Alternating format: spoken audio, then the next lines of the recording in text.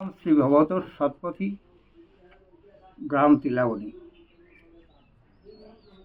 আমার মনে হয় যে আমাদের যে সামাজিক কর্ম ছিল, মানে 13 বছর, 9-13, এবং সেটা গর্ভ থেকে ইয়া করে হিসাব করে 15 বছর 3 মাস পর্যন্ত উপনয়নের কাল, কিন্তু সময়ে উপনয়ন হচ্ছে না।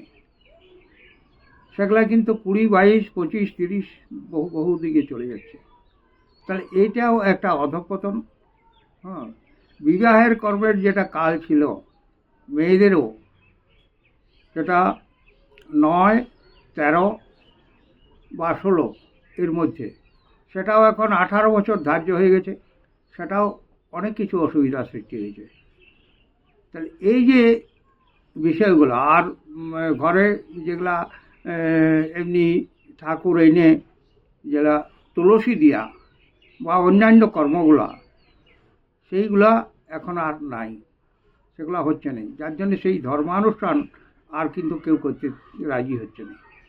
তো ওইগুলো পুনরায় করতে হবে, পুনরায় করলে সেটা ঠিক থাকবে। এই মাঝে মধ্যে তুলসী দেয়া বা ওই যে আচার অনুষ্ঠানগুলা, ধর্মগুলো যেগুলো পালন করা, এইগুলা করলে মানুষ ঠিক থাকবে।